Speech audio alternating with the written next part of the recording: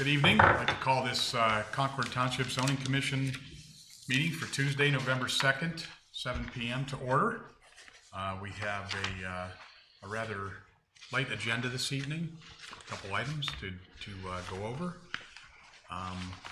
We have Ashley sitting in tonight, filling in for Rich Peterson. Welcome aboard. Thanks. Nice to see you up here every once in a while. It's nice to meet you. On the agenda today, we have no old business. We do have new business.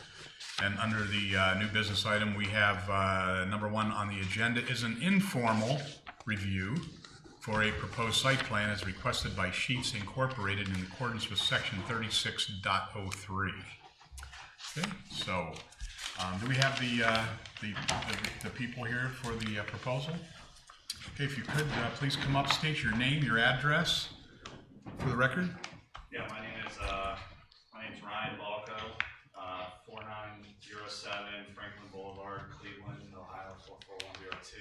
I'm a project manager with Sheets Store Development team. I'm joined here as well with HC Pump, who's our real estate manager, and Jeff Ploutz, who's our civil engineer. Okay. So, we requested an opportunity to present sort of our concept package plans before our formal submittal on the 22nd, I believe is the submittal date. I just want to point out that we've had a few meetings with Heather and Andy over the last several months. We came in with an initial site plan. Heather and Andy, gave us some additional material as far as like the town center concept, master plan. Mm-hmm.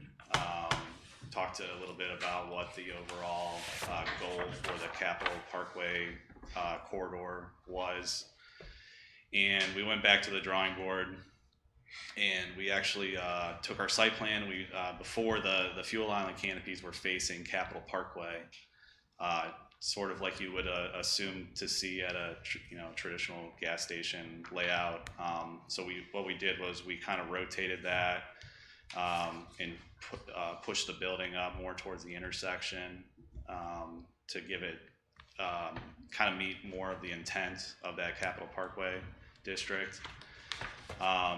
So I guess are the plans up?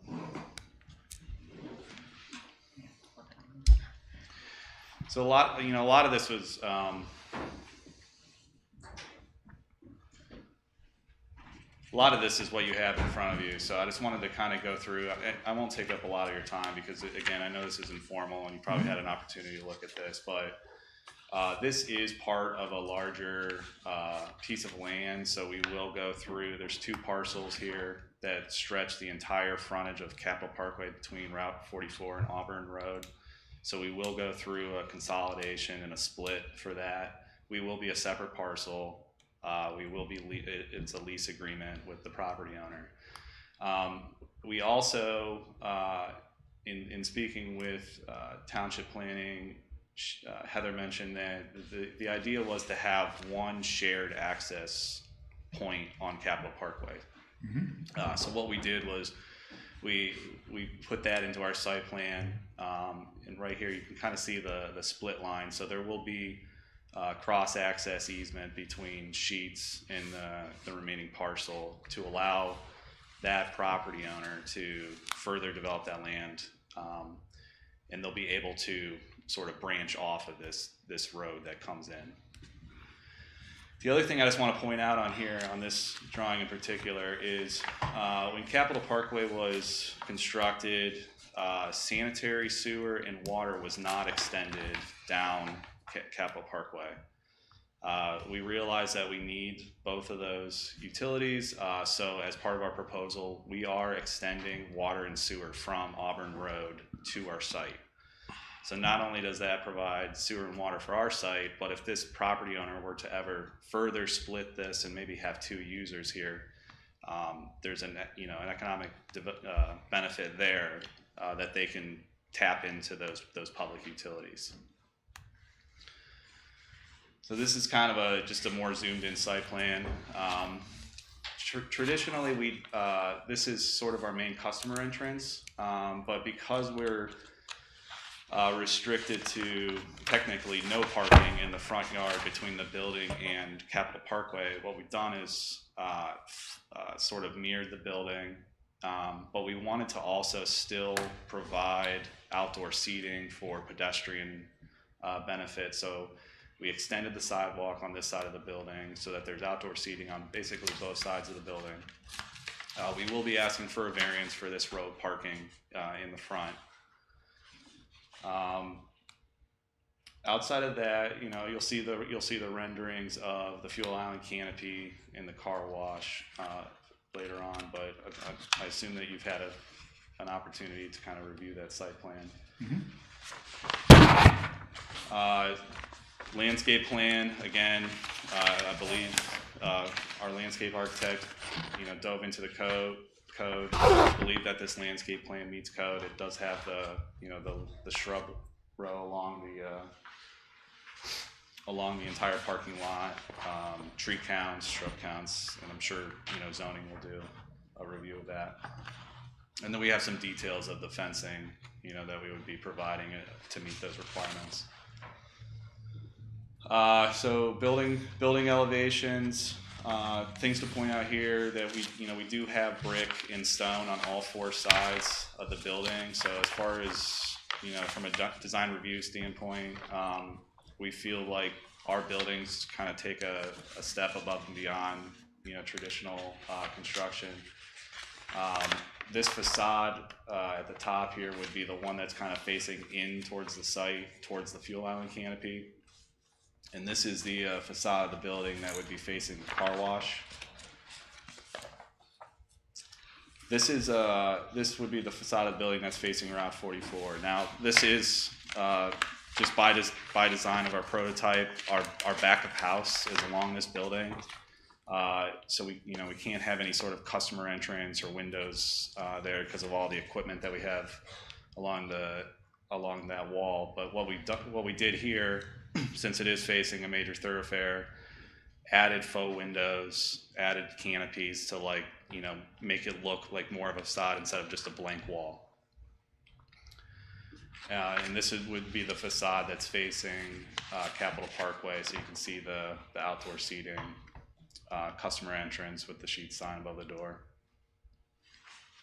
Just a smaller, it's not going to get into the floor plan, but these are elevations of the car wash. The car wash itself will be situated at the back of the site.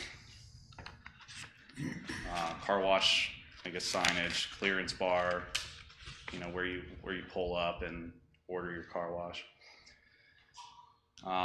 If anybody's familiar with sheets in the area, one of the things that you'll recognize is the red backlit canopy, fuel island canopy that you can see, pretty far down the road. The fuel island canopy that we're proposing moving forward is this steel truss canopy, so it's got a little bit more architectural elements built into it. It's a lot cleaner looking. We feel like it'll fit more into the community a little bit better here. There's a pylon sign. I'm not sure. I don't know if I can zoom into this or not, but basically we're permitted 2 monument signs. You guys have the elevations, but there's pricers on it, and with the sheet's head above it. We'll have one at the corner of the site, for facing traffic going up and down Route 44, and then we'll have another sign at our entrance for people traveling up and down Capitol Parkway. And then that's okay. Oh, okay. I'm gonna zoom out. Yeah. Oh, yeah. Yeah. If you can. Yeah. Sorry about that. Yeah. This doesn't work exactly. Okay. The best way. Sorry. And then the trash enclosure, it will have the same brick that's on the building on all 3 sides, and then there will be bronze metal doors shielding the trash receptacles. And then I just provided some These are just prototypical renderings. So I know, there's a drive-through shown on this. We're not proposing a drive-through at this store. I just wanted to add these to. I feel like it adds another element of visualizing what this will look like. I think the most important rendering is probably this one right here, where you can see the fuel line canopy and the building in the background. This would be kind of like the view of the site from Capitol Parkway as you're coming in off that entrance. Mm-hmm. And that's it. So, like I said, happy to answer any questions that you guys might have, or Sure. What you'd like to see incorporated into those plans that we're going to formally submit. So, Is there anybody else? Would either of you gentlemen like to add anything, or you just along for the ride? We're here to answer any questions you have. Okay. I wanted our engineer to be here, just so he can go back and incorporate any of the comments. HC has been with Sheets for close to 20 years, so any operations questions or anything like that, he'd be more apt to. I have a question for you specifically, or for either other of your attendees here. Have any of you read the comprehensive plan for the township? I wouldn't say I read it. I scanned through it. Okay. Have you read the Capitol Parkway, specifically what our intentions are for that area? Yeah. Okay. And I read the whole town center. Right. Again, didn't read it. Scanned through it as much as possible. When you opened up your presentation, you said that you felt that this was a good fit. Okay. Can you be more specific how you think that this arrangement and a gas station in this location would be a good fit? Yeah, I just think Sheets is a well-respected end user, and I think I don't know what else is cooking as far as development in this area, but I know what I've seen the plans that are in that master plan, and I feel like being part of like the corridor, the entry corridor, providing that service of fuel as people coming in and out of that town center, I feel like would be a great asset to that overall concept.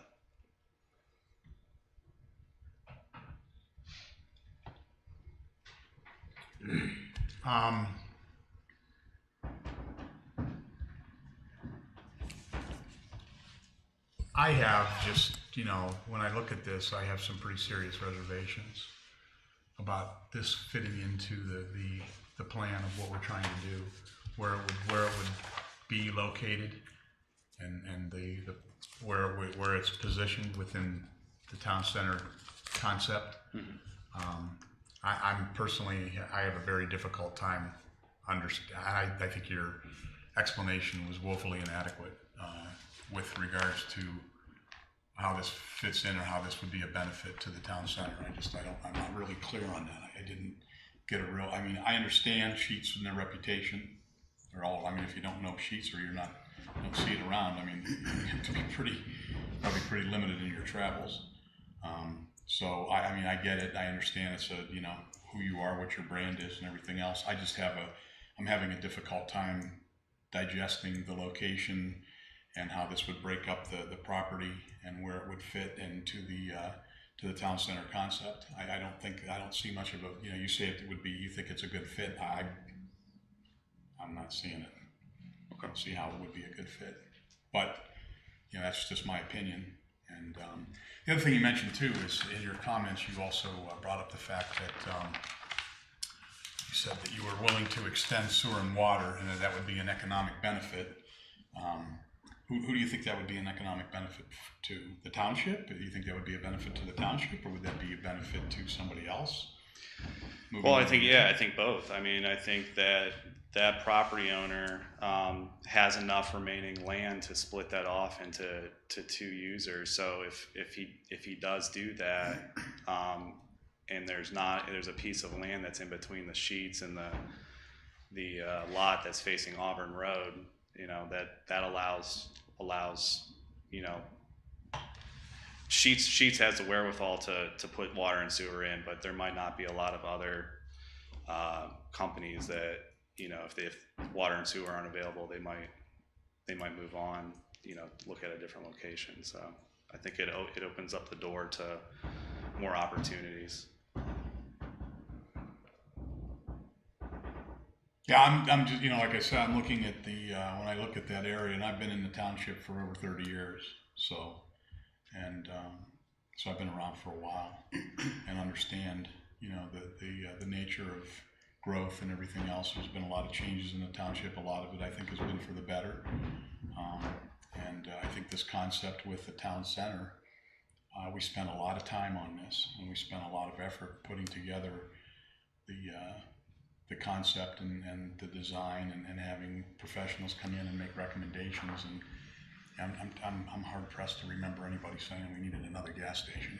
Yeah, I know in that town center, you know, gas stations and car washes are conditionally permitted uses. So we do have to go before BZA for those conditional uses. We meet the conditions that, you know, are spelled out for those uses. So, you know, I understand that, you know, you're saying that you don't feel like a gas station might not be a good fit there, but it is part of that town center. It takes up a substantial chunk of prime real estate there. You know, that's the kind of the face of the entrance into the town center. I mean, that's what you're going to see first, as you turn down Capitol Parkway there, you know, and coming into that area. That's one of the first things you're going to see. And it's not, I mean, don't misinterpret my comments as if I'm opposed to a Sheets business or anything like that. I think Sheets is a good quality company, and, you know, Yeah. they have a good reputation, and you guys, your facilities and everything else always look good and clean and nice and everything else. But I question the value in this overall concept that we're trying to accomplish. And I mean, if, you know, when you kind of come down 44, you pass up a BP station and a Shell station on your way. Or, yeah, so, you know, so. Okay. It's not like we need another one. We've already got two within a relatively close distance of one another. Gentlemen, any other questions, comments? Anybody would like to say anything? Frank? Do you know the term that is used for Western Reserve concept? No. The township has a lot of history behind it. And our intent was for that area was to set it up as a community where shops could flurry. For example, people could walk around. Hopefully there's going to be a small pond there where people can congregate in the summertime to relax and be able to more or less enjoy the surrounding area in like a country kind of concept. So by throwing in a service station there, and by the way, I don't have anything against Sheets, okay? I stop in there myself sometimes to pick up a sandwich when I'm out making my calls. So I have nothing against that, but the location, like what Andy said, I think is not the appropriate place for it. Because we're trying to keep that theme, Western Reserve theme, for Concord in the development of that area. Right. And matter of fact, we talked about being able to allow, maybe in the future, since we have Quail Hollow, for example, even if we put in like an overpass where people can walk from the resort, from the golf area into that area, just to enjoy a nice comfort surroundings and peace, and probably if we had the lake like I anticipate with the ducks and the swans and all that kind of stuff, and putting a gas station at that point drives that right out of the picture, in my opinion. So if you could pick on another location, that would be great, but the way I see this is not what we're looking for Concord. That's my opinion.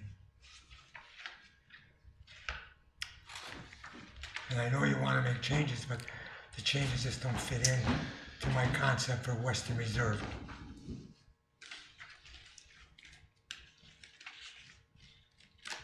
Thanks, Frank.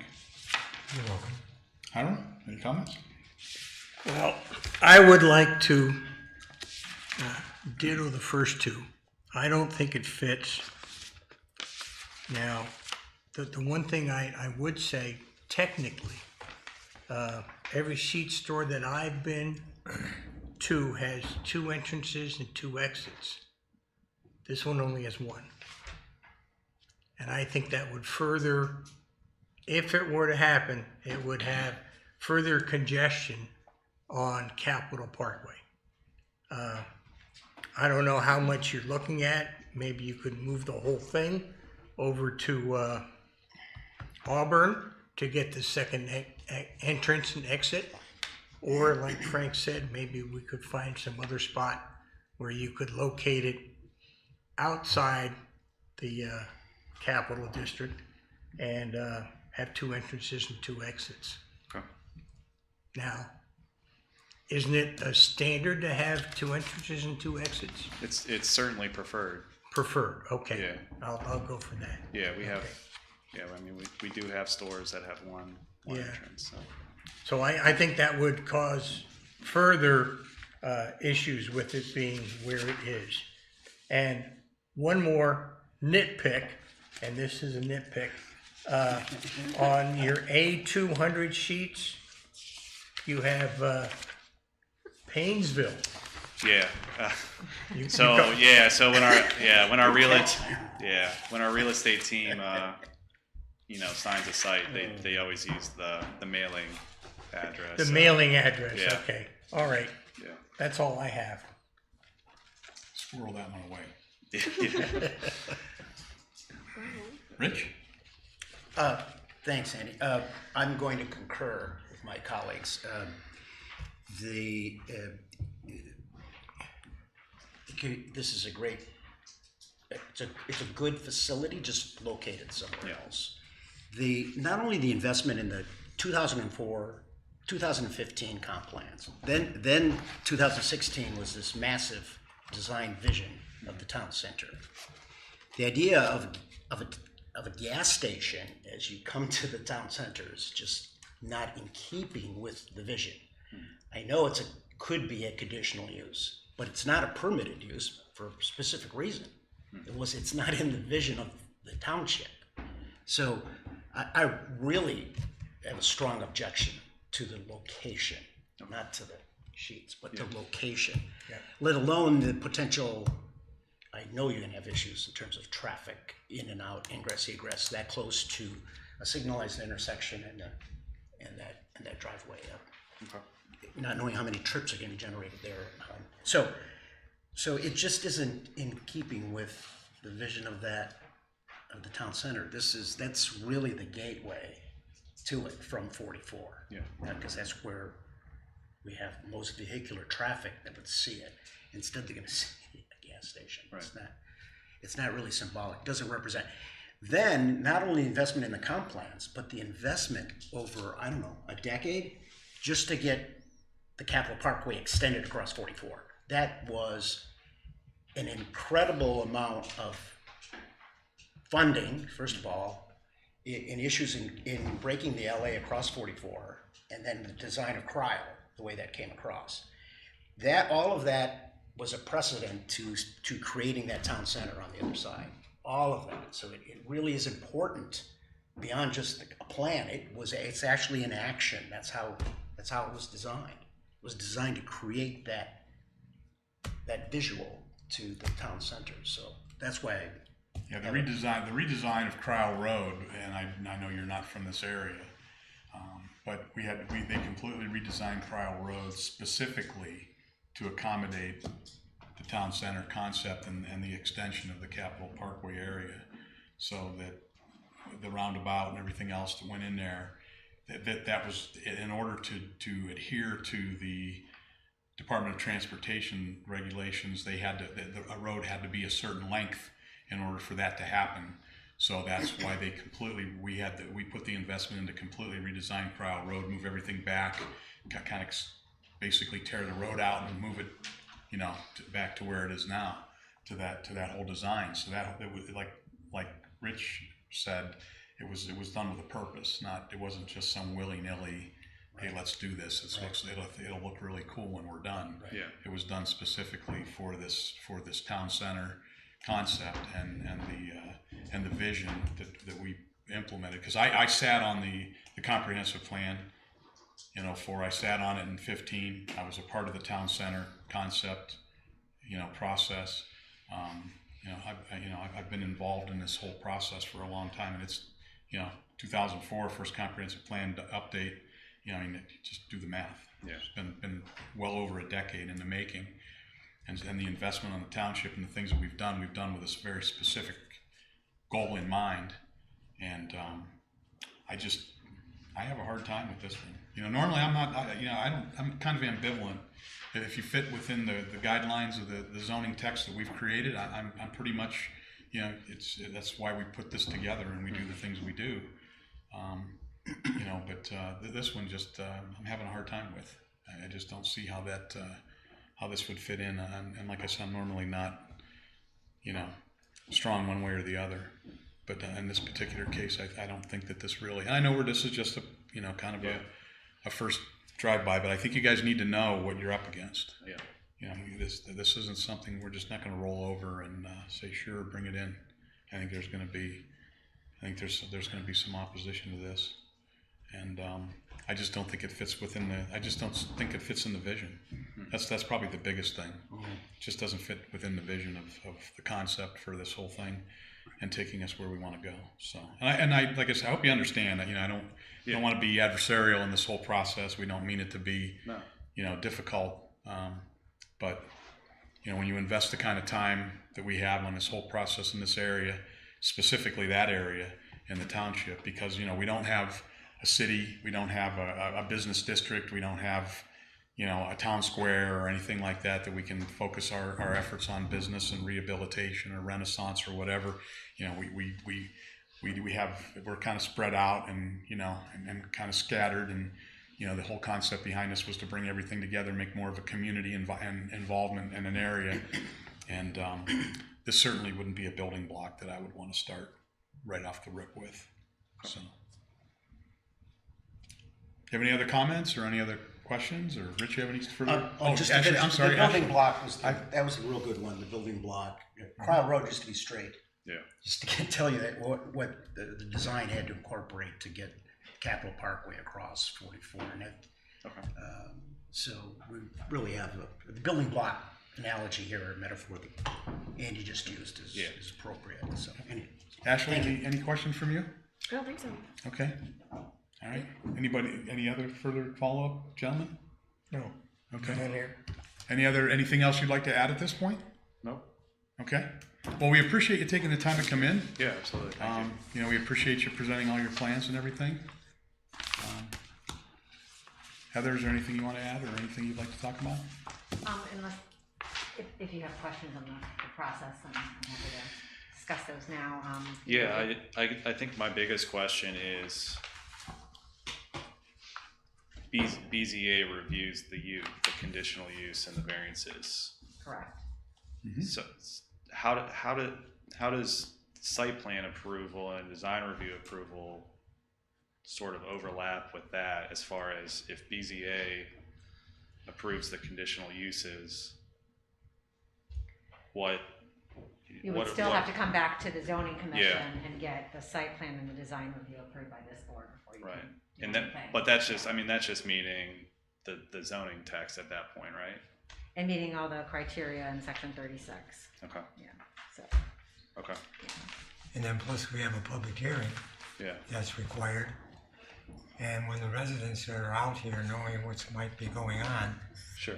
a lot of times this place could be packed with people Okay. that might have the same Yeah. concerns that we have. So Yeah. it would be putting it through trust me, a lot. I think down Understood. down And the road. the only reason I ask is we typically we do come with a land use attorney, and I ask not we didn't need to lawyer up for an informal presentation of Right. this. But I will have those conversations, you know, and share the feedback with him, and you know, see how, you know, we want to move forward with that. So I just wanted that bit of clarity. So Yeah, and then again, you have to remember that we are not the final arbiter, you know, on this as far as the zoning commission is concerned. You know, once we you know, do our thing, then, you know, it'll go to the trustees. So. Excuse me, Mr. Chairman, let me back that up. It's not a public hearing, it's just a public meeting. Yeah. You guys are the final authority on the site. Oh, it would be the final? Yeah, Okay. this is not a rezone, Because of the BZA? right, the BZA is for the use. Right.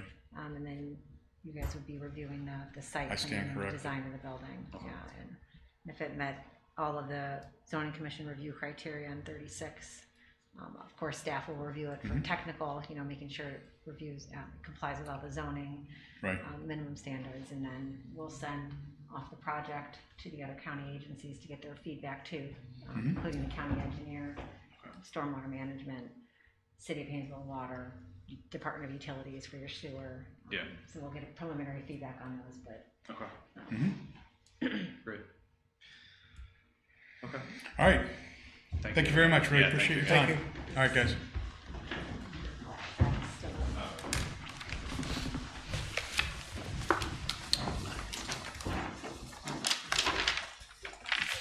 Okay. Item number 2 on the agenda is a work session for potential zoning amendments. What potential zoning amendments? Whatever you want.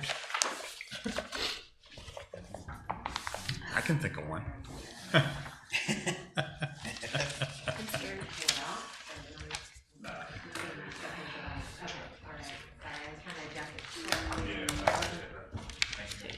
Do we have any potentials? I think Heather, you have a list of potentials, right?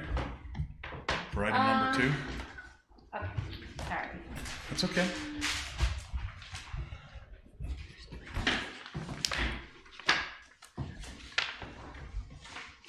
Okay, so a quick update, you know, trustees tomorrow have their public hearing on the RCD text amendments. So that's still moving forward, just so you guys know about that.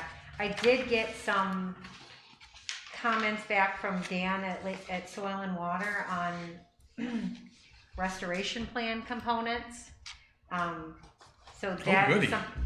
that's something that hopefully I can bring to you next month, that we can look at a little bit more closely on how we could incorporate that into the RCD text, and you know, if we're dealing with a project that's. Did they give us some good ideas?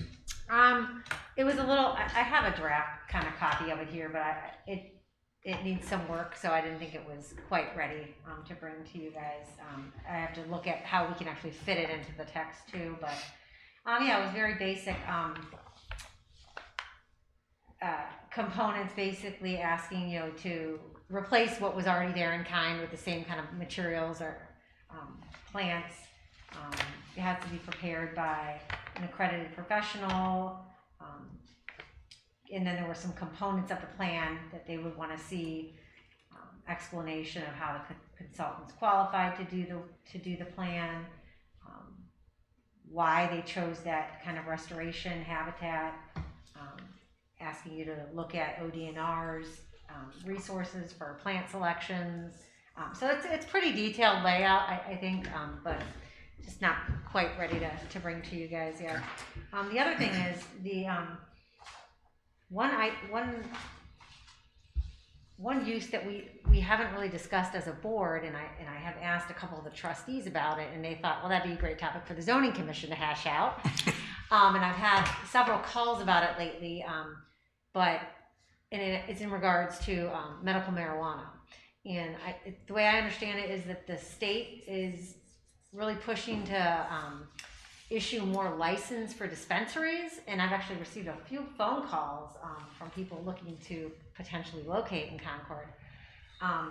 Right now, we don't discuss any kind of dispensaries or growing facilities or cultivation, any of that in our zoning. Those uses really haven't been contemplated by the township to this point. Times they are a changing. Yeah. So, as far as like dispensaries, I know at the state level, there's some very specific locational requirements that they have to comply with, distances from like schools and churches and playgrounds and things like that.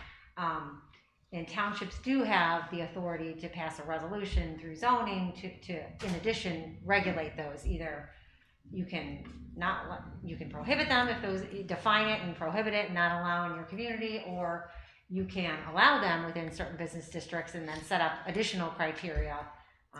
Maybe similar to how like the township dealt with SOBs.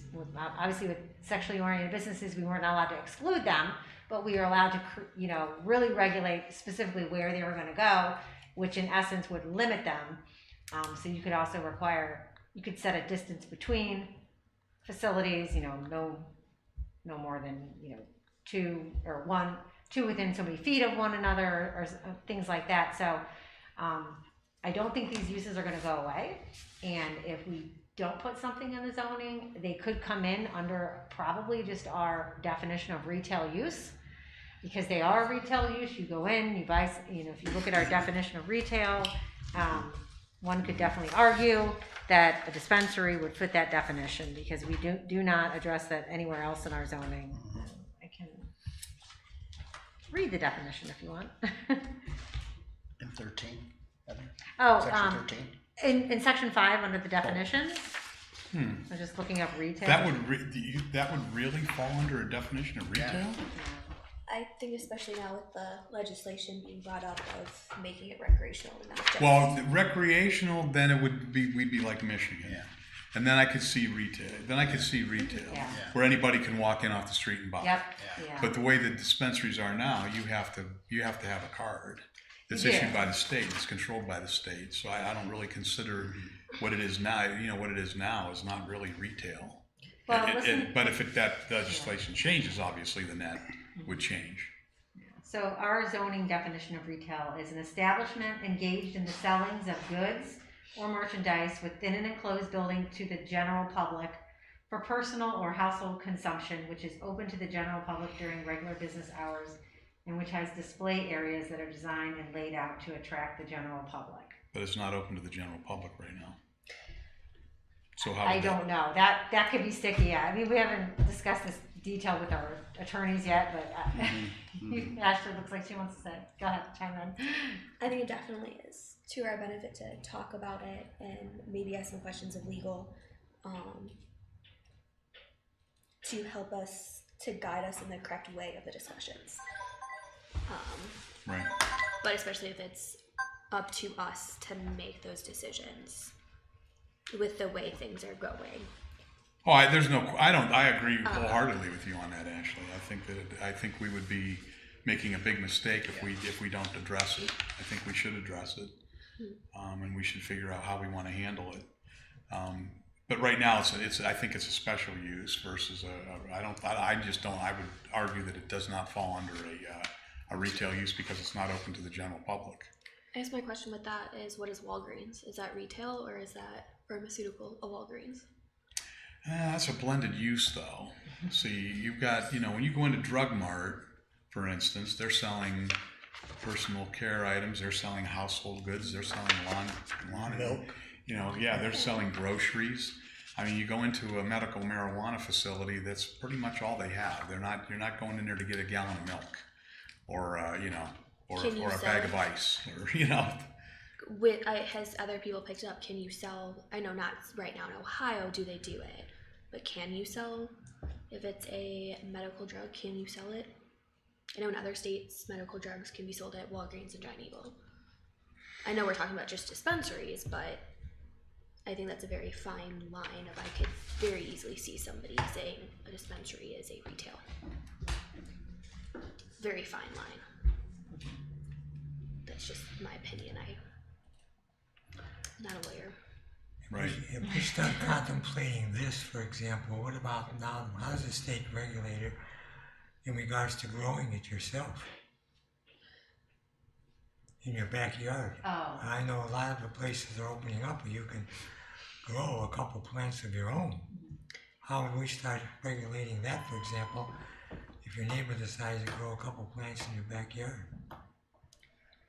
I think that's discussed under the recreational legislation. So right now that is illegal. Yeah, it's not That's legal that's a right now, but- discussion under the recreational usage. Right.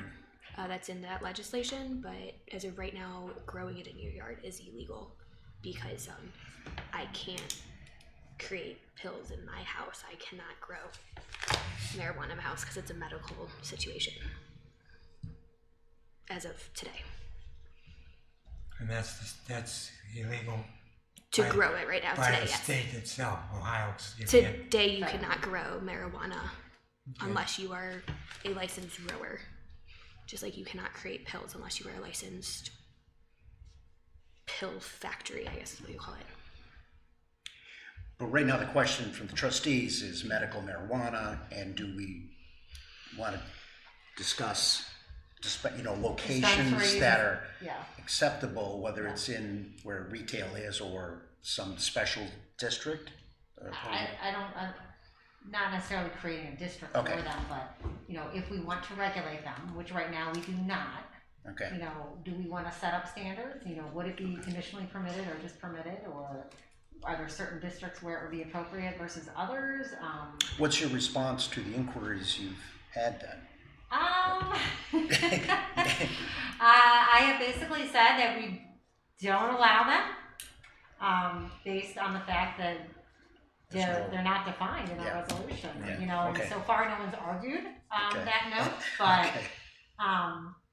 Yeah, Yeah, technically, that if it's I not was- included, it's excluded. It's excluded. yes, Right, correct. technically. Which is the take I was taking on it. Okay. That's the way, but could it fall under that definition of retail if somebody wanted to, push it further, would we have to let it? And especially if this does become, approved recreationally, there's gonna be more demand for these facilities. You can go on the Ohio website and I looked, you can see how many people are registered that actually have the card to use medical marijuana, and there was like 600 or 700 right in Painesville. So, and that probably includes Concord, because I'm sure they go by zip code or something. It's not by city, so, which was pretty high when you looked at some of the other areas in Ohio. So, and I know there's one dispensary in Painesville Township, and they're looking to locate another one somewhere around here. I mean, obviously we would never have anything on the books that quick, because I think these licenses that the state wants to give out is sometime this year, and we know how zoning amendments take. They take several months, but yeah, so that's just, one thing that we haven't addressed, and, I know the former Board of Trustees was kind of waiting back to see what was going to happen with the way that the state was gonna deal with it, and then we just, things move quickly, and we haven't. So I presume then, Heather, the state of Ohio doesn't regulate dispensaries of medical marijuana. They regulate them, yeah.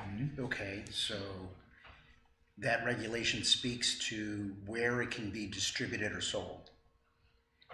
They have to, Some guidelines, right? yeah, I mean, they have to prove, someone, and this is just the very limited research I've done online, if a dispensary is gonna come to Concord or any community, they have to get basically an affidavit or a letter from the zoning department saying that, yes, this is permitted use in this district at this location. And then that holder of the license also then has to prove that it meets all the distance requirements from all those other uses that they're not allowed to be close to.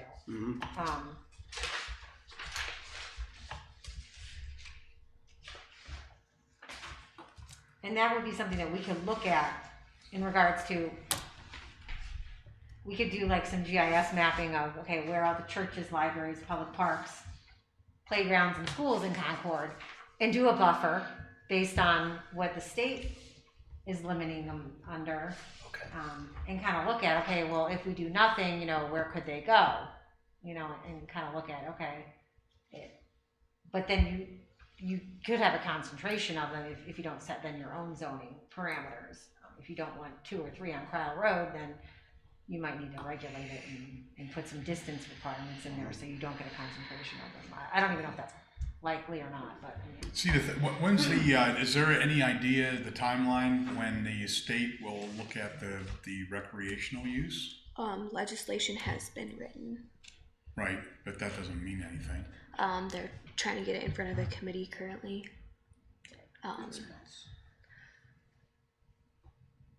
Is there?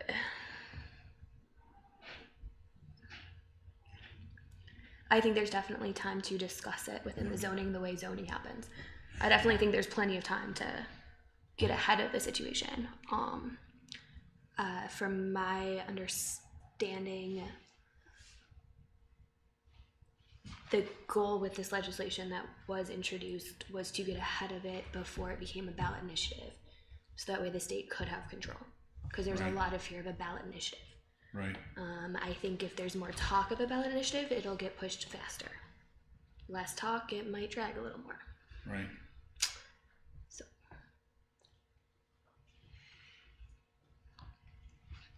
I think either way, something's going to happen recreationally, whether it's the state doing it. Yeah, my or only ballot. question is, we do a lot of work on this, and then, you know, from a dispensary standpoint, then it turns out then it becomes recreational, and that pretty much would, I think that would pretty much can all the work we would do, because at that point then it would turn into a retail situation, you know. So I you know, that's where I think it would cross over. If it became recreational, then it would be open to the general public, and then it would be truly fit into the definition of retail. You know, so how much control could you have at that point versus? So you're thinking like you go to Walmart and buy it? Is that or or Lucky's? And I mean, I don't. What's is that what called? you're- I've heard the term PCP. Now it's supposed to be. It's like an ointment that you can rub on. It's supposed to be similar to marijuana, isn't it? THC, No. THC I don't- and CBD. I might be wrong with my, the letters. Yeah, you're good. Stay in your lane, Frank. Well, that's pardon me. Thank you. PCP's not, no. That's not. It's wrong. Or tranquilizer? Well, I might be using the wrong, like I say, letters. Acronym, right. Thank you, the acronym. So, but I thought there was some stuff, that you can rub on. It's an oil that has similar CBD, qualities that cannabis oil. cannabis. I'm sorry. So the Cannabis. CBD and the That's what it was. THC comes from the same plant, and you It's can from pull the it same- apart. yeah. So CBD currently is legal, and THC is illegal unless it's medical use right now. But cannabis. Cannabis. That's what you're. So it comes from the same It's in the plant. Same plant. And it's the same oil you can pull out, or drug aspect. You can pull out CBD or THC from the same exact plant. Right. CBD aspect of being pulled out is legal, recreationally, medically, whatever. Buy it online right now. THC is the part that everyone's kind of more And you can buy wishy-washy. CDB at retail stores. Correct. Right now you can. Okay. You can ship CBD via the mail. Like I can buy it on Amazon. I don't know if you can do it on Amazon, but you can buy it online right now. Sophia's Boutique. Right here. A lot of places have CBD. it. So what do we want to do? Do we want? I think we should. I think this warrants. Just like we did with the SOBs, right?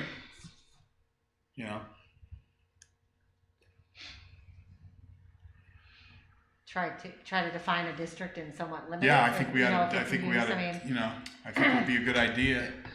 We're getting inquiries. I mean, that's serious business. That's not a. Yeah. And I think we should probably come up with an idea for now. At least an idea. I think we could cobble together at least some general. Yeah, because it would probably have to be a conditional use, I would assume. it's up to you. I mean, it's up to this board. I mean, if you think that this use would have a greater impact on potentially the community, that you think it warrants a special approval, or if you don't think it's going to present any issues that would require any kind of specific conditions for them to meet, if you feel like they would I think fit pretty easily within like the existing strip center, or right. Well, it would probably be easier to deal with if we deal with it now as a dispensary issue, and then if it ended up becoming recreational, then if we just ignore, because right now we could take a stance of we don't address it, it's not allowed, right? But at some point in time that may get pushed. Yeah. Right. Okay, and if it gets pushed, then we haven't done anything. Yeah. Then we panic. Yeah, Yeah. then we're kind of in a reactionary mode. I'd rather be in a proactive mode and then instead of a reactive mode on that. So it probably would make sense to start looking at options of where if we're going to have it, where we would want it, where it would make sense, and then in that way at least we have some basic guidelines and we've given it some thought and had some opportunity to figure it out. And that can go a long way if it does go into the retail. We can use that as a base Right. to go from there. Exactly, that's what I was So thinking. I think it's a good way to start. Right. Yeah, and think if it's a something good happens thing at to the look state at. level as far as recreational, I mean, there'll probably be a whole set of new guidelines for communities, Right. Yeah. what they can and can't do, or who knows, we'll just address it And, then. and even with the recreational, you don't want two in the same strip mall. Right? I don't know, I mean, I don't know No, what we're you allowed don't. to do, yeah, So, I don't know how they'll be allowed to sell that, or where at. Will it be like So, liquor no, permits? I think Andy just struck on the building block to the Capitol Town Center. Oh, There you go. Can I know. can we ask legal exactly? yeah, Just because the current code uses the term retail and selling, not just dispensing. So just to make sure how we would clarify it. under our existing I'm sorry. No, under Ohio code, it uses the term of retail. The current code for dispensaries? Under the Ohio law, Yes. it refers to it as just retail? Yes. So if we could discuss Yeah. that with legal of exactly how we would be allowed to, if anything, limit how many are there. Oh, yeah. And I'll even ask, under our current definition, like, technically, would they, would they fit under our existing definition of retail? I mean, It's pretty open right now.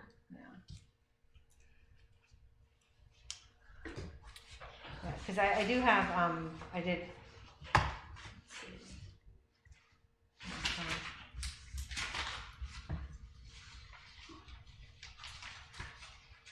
How's Painesville Township dealing with it? How did they deal with it? Okay, hold on 1 second. I'll try to answer that. But under section 3796.29 of the Ohio Revised Code, it does say that retail dispensaries can be limited by municipalities. So it does give townships and cities the ability to pass a resolution or an ordinance to prohibit or limit the number of cultivators, processors, or retail dispensaries licensed under this. So we do have the authority to do that. It's just, do we want to or not? So Painesville Township, they have the one over there on Blackbrook. I think it got approved as a conditional use, but they have, I believe, some regulations that almost allow for similar uses, and I think they approved it under a similar use of as a conditional use. I haven't talked to their township administrator, to see if they've had any really issues. I mean, I haven't heard anything really negative about it, so, but I don't know how the community reacts to it but I do know that they are pretty secure. I mean, they've got, it's a secure business because aren't they still cash businesses? Do you know, Ashley? I mean, are these businesses cash businesses still? Do they take credit cards? No, I mean, like, are they still cash businesses, like, where, like, they can't, because of the federal law and being in conflict with the state law? You They seem to can- know a lot about this, so I was just... They have a lot of cash? Like, are they allowed to... They're allowed to take like credit cards and stuff and Oh, okay. all that kind of stuff. Like from my understanding right now, Okay, I don't know much about the medical law. I just okay, know the text of the recreational. okay. I think we should address it. Yeah. It would be a bad idea to put some general guidelines together. Be ahead of the curve. Put it on the agenda and see what we can We'll see come what up I can get with together for you guys. to hash it around. Stuff Hash it them around. Okay. Sorry about that.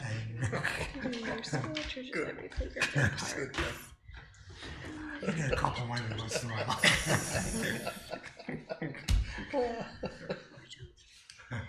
The other one that's not probably as urgent, but our sign resolution still needs a little bit of work in regards to some of our language as far as temporary signs specifically.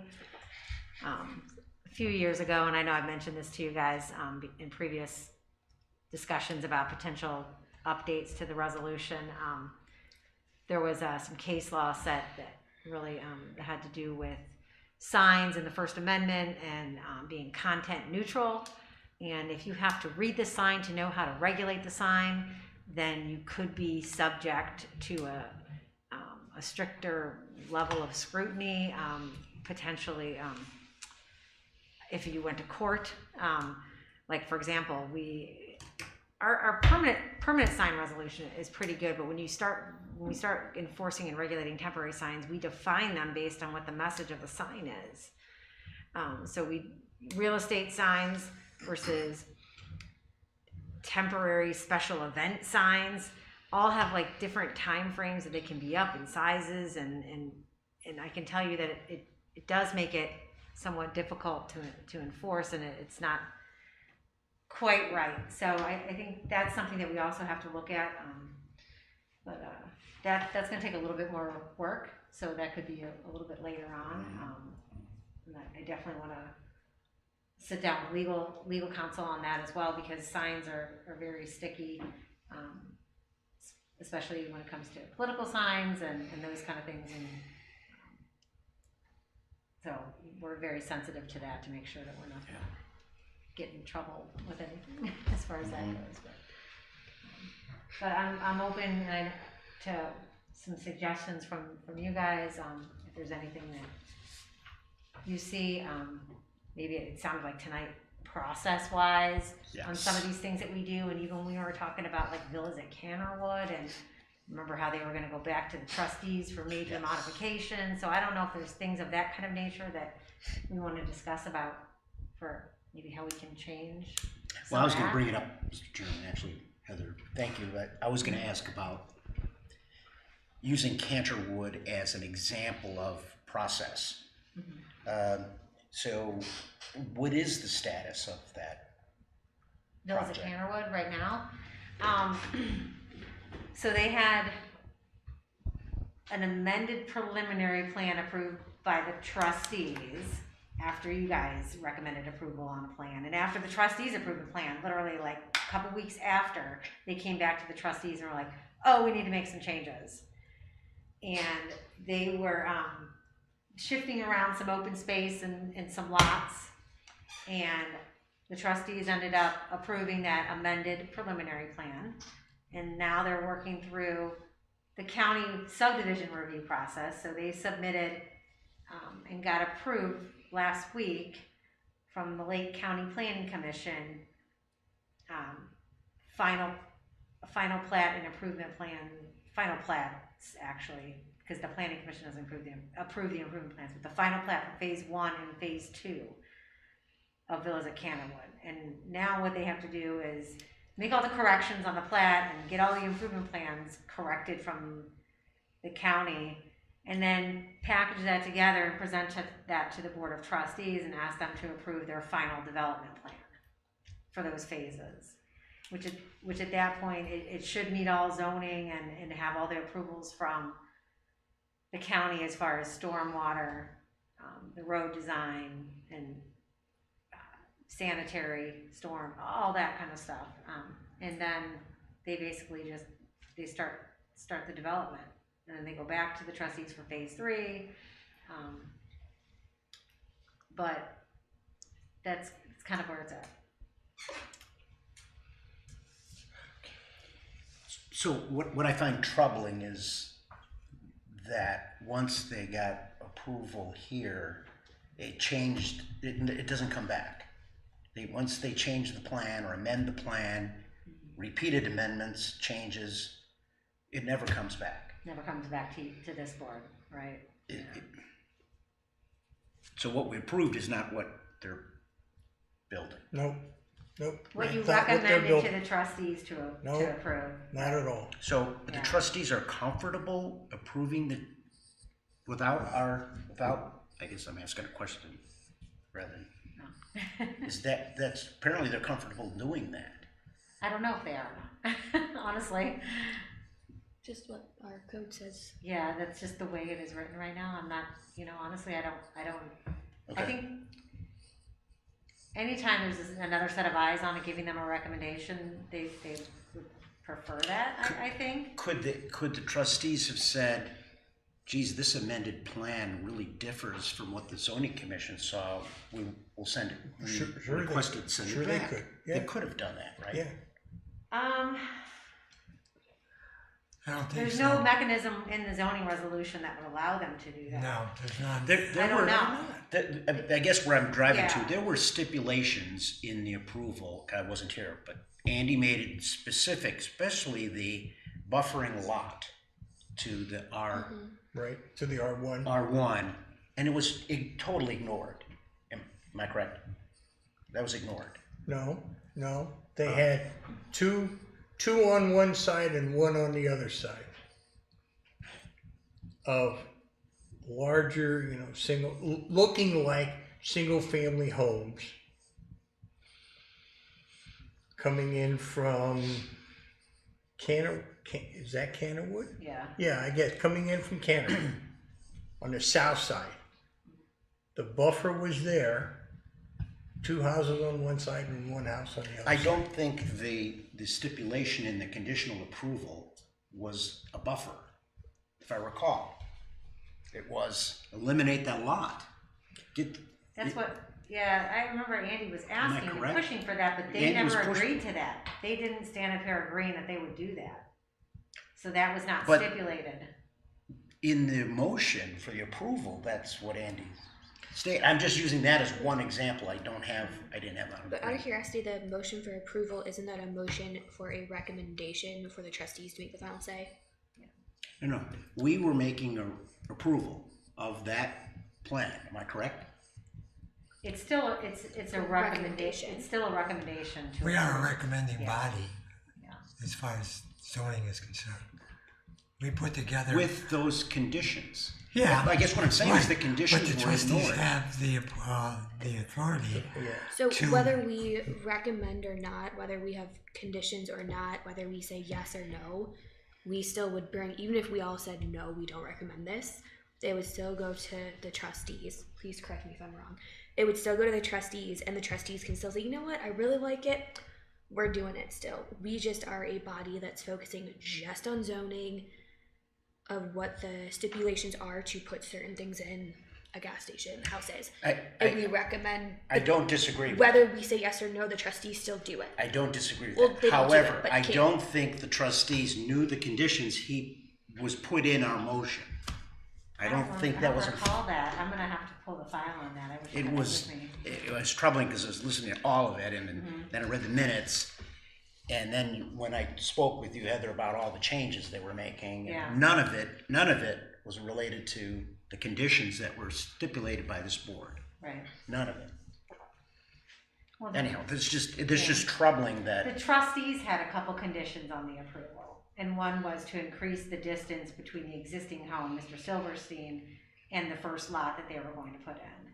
And then the second to create more distance between the two. They didn't call it a buffer because they kept insisting that they had to clear that, but they would create a greater setback. So in essence, it's not a buffer. And then the other lots, if you recall, that fronted on Who's, they agreed to push those further off of Who's, rather than the 30-foot setback, they were gonna go 40 feet back. Those were the two conditions that the trustees put on the plan approval. And then they said, okay, great, this is fine. And then 2 weeks later, they were like, nope, now we need to make changes. Heather, what do I need to do? Well, Mr. Developer, you need to go back in front of the trustees. Yeah. And they were unrelated to those changes, it did, and then did not the grading and stormwater management impact the whole design? That's still kind of an issue now. I'm gonna tell you, we did, Marty spent 3 days reviewing the plans, probably, their improvement plans, for phase 1 and 2, and we probably, there were several items that just did not meet zoning. They were grading into riparian setbacks, they're building retaining walls an open Yeah. space. Yeah. They are, that was And we a haven't lot seen of it. that. Yeah, I mean, their grading plan, was atrocious. I Yeah. couldn't believe it. So I don't know originally, how if you I don't know how they're gonna overcome that stuff. I mean, I don't originally, know if you recall, Yeah. we both agreed that the yield plan was not advanced enough to understand the number of lots. yeah. In my opinion, that was very much inflated, maybe by 7 to 8 lots in terms of what a real yield plan if they had further developed it. They didn't develop it to that extent. Then what we got was not even a fully engineered plan, and now it's graded out, and now it's basically, I felt like we didn't do the service or what we should be doing in seeing the plans, because we got something on a piece of paper that's not what's going to be built. And so I don't know what purpose we served. It just, Like just yeah. disturbing how that worked, and I'm using that as a case study, if you will, as to how. Well, and then maybe the final development plan comes back to you guys. That's what I And was then asking. you if review there's it, you know, something the in- trustees approve the rezone and the preliminary plan, and then as they move forward, this board then review, and I don't know if we're allowed to even do that or not. I mean, this I'm just thinking out loud right Well, now. no, I have to if check. there was, Yeah. if there was, you're asking zoning, is there some content that we can suggest? Isn't that what we're Yeah, talking about? yeah, that's what we're talking about now. Yeah. How can we change the process to improve it? Yeah. So that was really the first question, and then the second case in point is Auburn. So I felt like we had a site plan that was grossly incomplete. And I don't know that you've got a revised completed site plan that had to address those 24 or so changes and comments yet. And whether it's significantly different than what we saw. They have not They submitted. haven't seen anything anything yet. Yeah, So nothing. if we had gone another month, we're still another month out, they still haven't submitted a revised plan, right? Right. Okay. So now I'll go to this evening. This evening, this applicant can go get conditional use, even though we unanimously said it's not in keeping with the town center. And then all we're subject to do is review a site plan when it comes back, because a conditional, if the BZA were to, I don't know how, but if they felt that it was in keeping with the capital district, if they approve the conditional uses, But it still has to come to us though, for our final it's just a say site so. plan. But it's a recommendation. It's a site plan. Yeah, but No, it's we the rec- approval. Oh, because- this time it would be the It's an approval. approval of a conditional use. So we would have the final say with the sheets. Correct. And if we said no with the sheets, the trustees don't have the opportunity to say, well, it's a recommendation, we like it, do it. Correct. Yeah. You guys are a recommending body when it comes to zoning text changes and zoning map amendments with the preliminary plan, such as the RCD and the PUDs. Yeah. And section 36, site plan. Site plan review, you're the final say. Yeah, so, That's what I was just explaining to Ashley. So. yeah, okay, so but if we reject the site plan after they get a conditional use, Well, they can, they yeah. can get a conditional use, that's their prerogative, because they're taking the step that they're entitled to do. But still it has to come to us for final so approval. is that a So we could benefit? deny it all. I guess I'm asking a process, is that a benefit to the public, to the applicant, that it, maybe that should be reversed? He's putting a lot of money into this.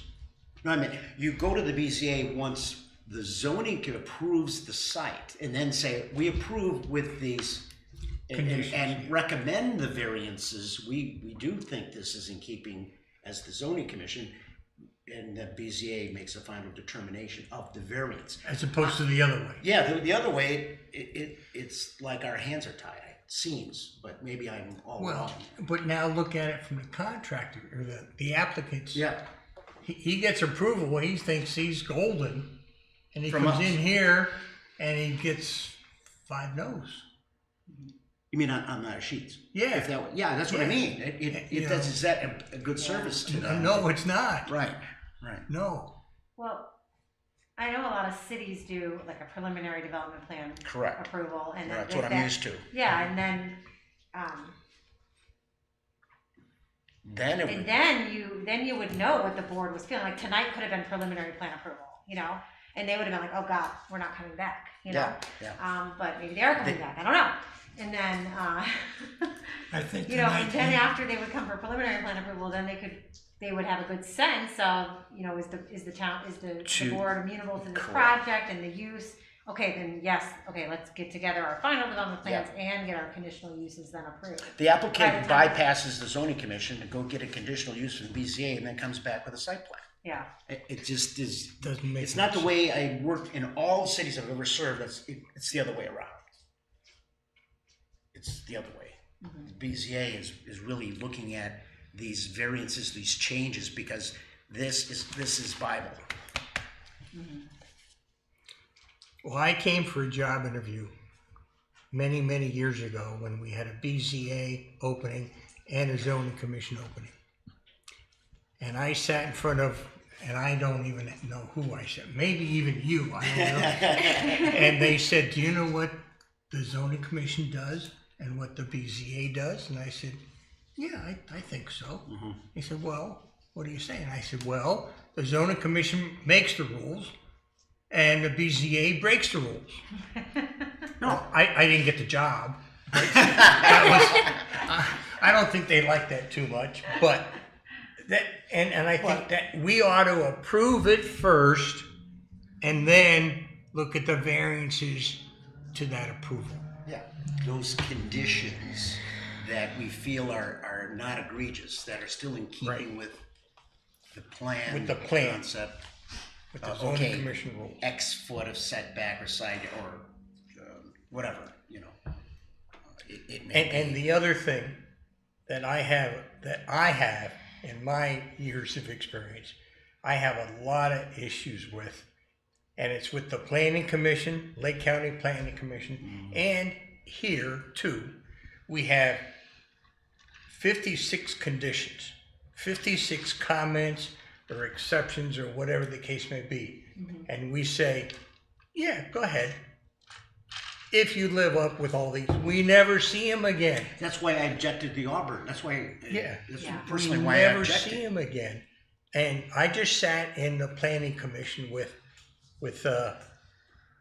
Phil, is it Canterwood? Canterwood. Yeah, please, how many were there? Yeah. Well, I still haven't seen the list. there was a lot of them. In fact, I should have brought the meeting minutes.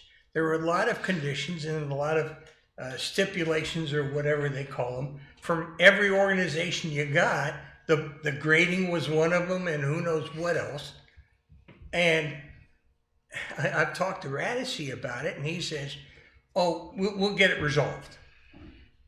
And that's how I get blown off. And the lady next to me was sitting there as an alternate for somebody, and she said, "How did that happen?" And I said, "I don't know." But the same thing happens up there. Now, I fully assume all the comments from all the fire department and all the utilities and everything like that. I'm sure they all get resolved, but shouldn't they be resolved before they go to the approval committee? Yes. Obviously not. Especially since many comments impact the design and the layout. They do. Yeah. They just don't check mark. Canterwood, all the drainage goes west. The whole drainage goes west. Okay, I mean, Anyway, so let's move along, gentlemen. Yeah. It's okay, so. yeah. I just have an issue with that. So I don't know if Process.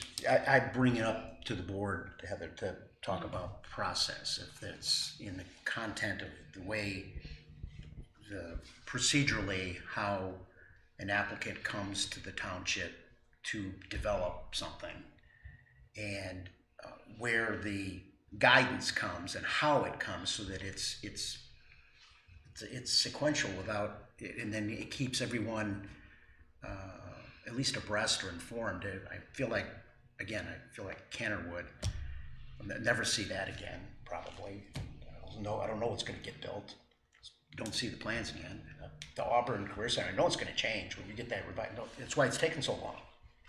Those all those comments, they have to redesign the thing, probably why. I think what we should do is check with legal counsel and look at procedure. Reestablish what the procedure should be. That makes more sense that the boards work together to be able to get things resolved before it gets to a situation like we have right now at Canada. Well, I mean, I agree with you. I was just suggesting that Yeah, I if we had I don't know, a flow chart or something Exactly. schematically, just Exactly. to present to the trustees, Right. to say, here's the thoughts, if we're in agreement. No, I think it's just- point well taken. We should put something like that together so that we have some kind of a checks and balance in the way things proceed that make more sense. So something like this, like in Candlewood, doesn't happen again. Okay? I agree, Mr. Chairman. Okay. No, he's listening. I mean, He's been listening. yeah, go ahead. Andy, anything? Okay. So I think we should move along, gentlemen. We done? I'm done. I've spoken my piece. You good? I'm good. It's a shame we don't have now. What we just discussed now would be in the minutes and everything. I'll write it up. And I know you're We'll have her writing it up. transcribe it all, But we yeah. brought a lot up right now that I think we went off the track a little bit for this evening, but points well taken though. I mean, it made a lot of sense in what we discussed. But something like this, I think should be looked at a little bit more in depth. You know, Procedures, more procedures. yeah, Yes. yeah. I Do mean, we have any other zoning amendment issues you would like to, you think we should address? not that I, no, not this evening, no.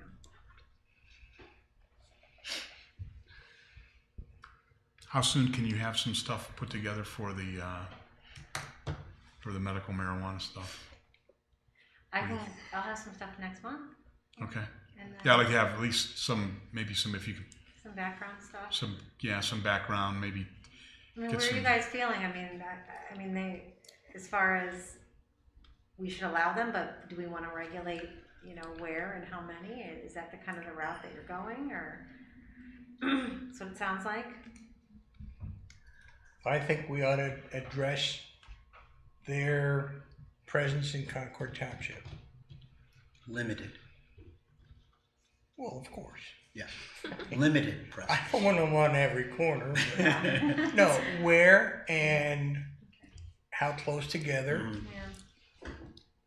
and how close to schools. I think it would help to just at least put a foundation together, Yeah. just a framework. Yeah, just a draft of something Yeah, that we can. framework and get an idea, looking you know, through. and then that way, at least, like I said, we've got, I don't want to be caught on our heels, you know. Because it was just like the bingo, the gambling houses that cropped up like crazy, remember? What Yeah, were they? casino places and. Yeah, what were they doing? They were popping up everywhere. Do we regulate? The No. gambling. No. We don't, no. What were they? What was the basis of their just overnight they cropped and we had it was like they're coming and we got to figure out what we're gonna do with it, how we're gonna deal with it. Was it for gambling? Remember what was that? I was before, I wasn't here when No? that was going on, yeah. Oh, you remember that, Frank? I remember, now that you brought it up, but I don't remember what transpired, what we were doing or how we were going to attack that. They were like the big. They were like the slot machine where they were playing the bingo, the games with you know, and they were gambling halls basically, and Yeah. they were popping up in all in strip plazas and all over the place. They were it just became this. And then I think the Ohio legislature they slammed the door on them, I believe so. and but for a while they were going like wildfire. I mean, they were just popping, and all the communities around the area were like all up in arms about it because they didn't know how nobody had any real regulations to regulate them, and they just came steamrolling in, and it was really a mess. Yeah. So, you know, it was really a mess, And so, and I could see something like this kind of falling in the same vein. You know, if for whatever reason, if it would get fast tracked through in a legislation for recreational, man, we could be caught flat-footed, and then all of a sudden, if they fit in the parameters of retail, you know, I mean, anything we have designated with the retail space and area, we would probably be pretty powerless to stop them, right? I mean, we wouldn't have a whole lot, and then we could find ourselves really kind of being in a, you know, behind it, and I'd rather be in front of it and at least get some guidelines, some general, you know, some general ideas, maybe some definitions, maybe some, you know, kind of figure out what districts where we might want to put them, you know, where we would allow it. And like I said, if we could really kind of restrict that down, and that would help us being able to really regulate where we would, if we're going to allow, where we would allow it. Yeah. You know, so we're not, like you said, we're not there, it's just not cropping up everywhere, you know, so I think that would be a good thing to do. So if we're done with this work session then for the potential zoning amendments, and I think we have got that kind of resolved. The next item on the agenda is the approval of minutes for the October 5th, 2021 Zoning Commission meeting. We do not have those today. They are being sent out. So we will, what would be the proper, we'll table this? Table it until the next meeting? Yeah. So we'll table number 4 for the, item number 3 on the zoning agenda. And we will vote on that next month once we have the minutes to review. Item number 4 is the correspondence report by zoning commission members. Frank? Nothing, Mr. Chairman. Nothing? Hiram? Nothing, Mr. Chairman. Okay. Nothing, Rich? nothing. Ashley, anything? Nothing. No? Okay. All right, nothing, wait a minute. Oh, I did get a correspondence from a potential business person who owns a business outside of the township, and they were looking at maybe potentially locating to Concord, and they were asking me about specific zoning regulations, and I said, call Heather. She's a great help. That's a good answer. She'll set you straight. No, it was they were just a general inquiry. They were looking at some property in the township and potential business, moving a business here, and building a building and having their own business here instead of rent. They're in a strip plaza now, and they were looking at buying a standalone facility and building their own building and owning. So, which I thought was a great idea. And I said, as long as it fits within the existing zoning text and within the regulations, if it's a permitted use, then it's really not much you have to worry about. If it falls into the conditional use, then you've got some issues. Obviously, you'll have to meet the conditions. But I said, other than that, it's pretty straightforward. I didn't think it would be too difficult. So that was it for me. Audience participation. Here we are. Right, nobody. Come and get us. And and I'd like to just make a comment with regards to audience participation and things when we're dealing with work sessions. I think it's important for the general public to know in Concord, the township residents, that they are welcome at all time when we're having work sessions.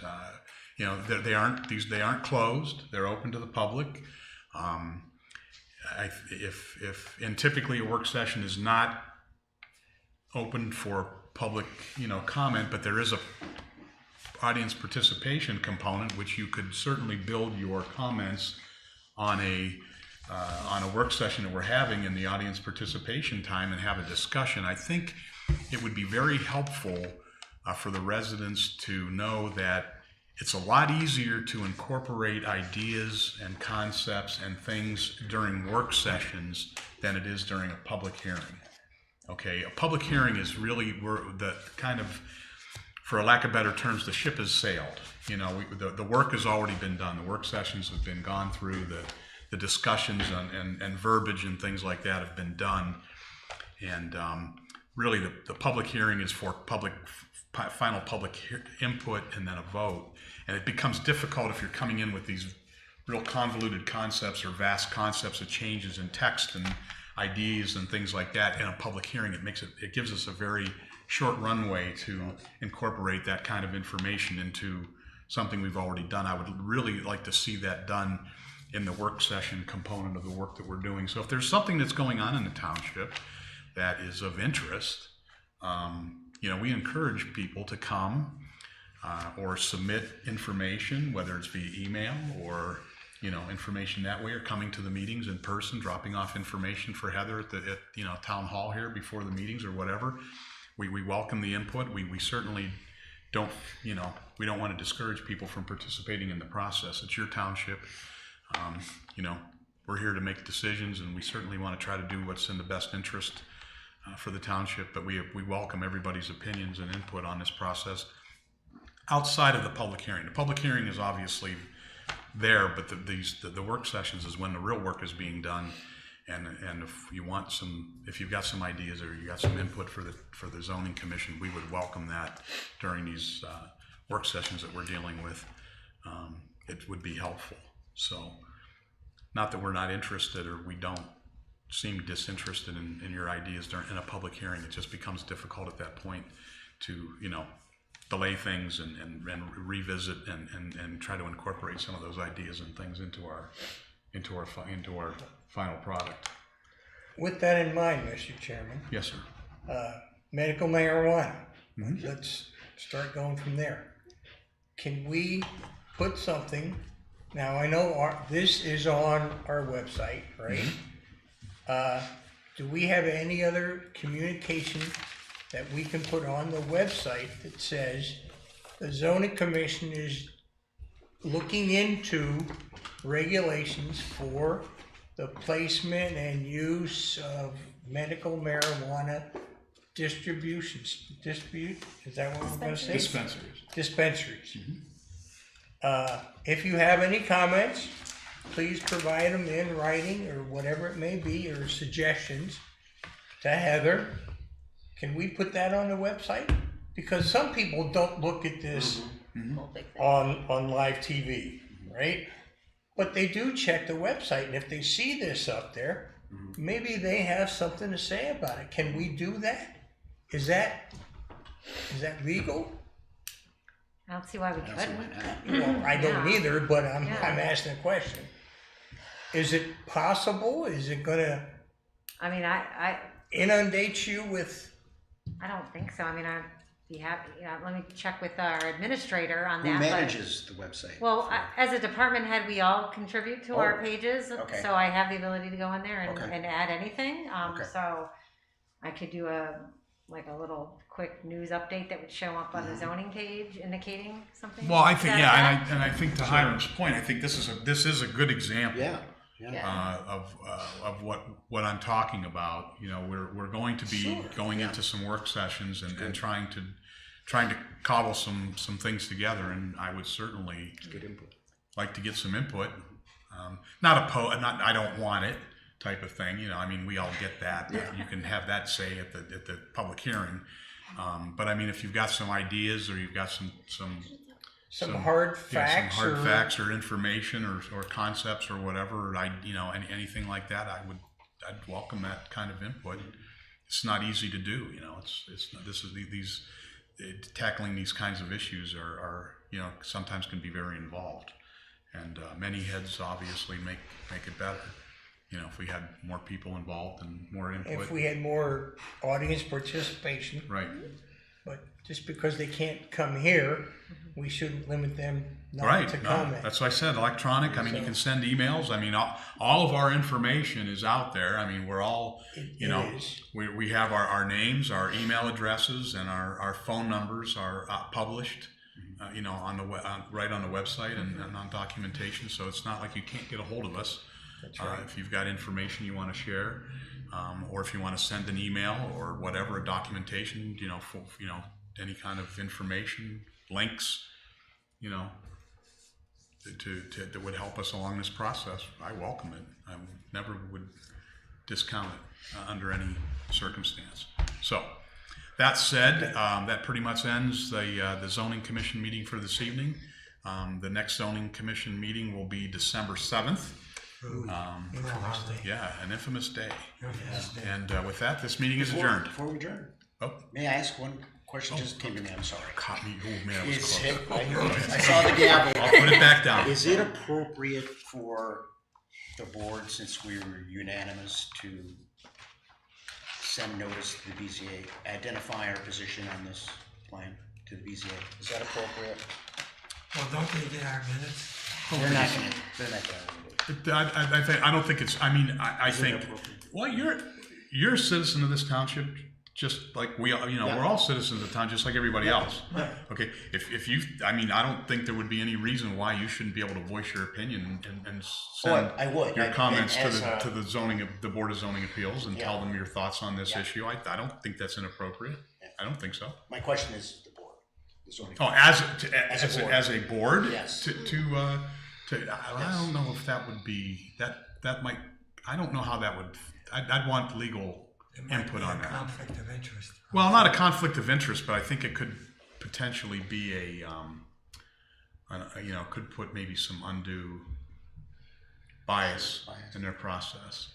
To have the entire zoning commission come to them and say, as a zoning commission, as an entity, we are opposed to this, and we would hope that you would. No, I wouldn't say anything beyond that. Right, right. But I'm just saying. Yeah. I think then at that point we might be it may be potentially influencing the process, which I would just Yeah, we're me supposed not to being a legal counsel and not a, Yeah, okay. but I would think that might be inappropriate, but I don't know. Okay.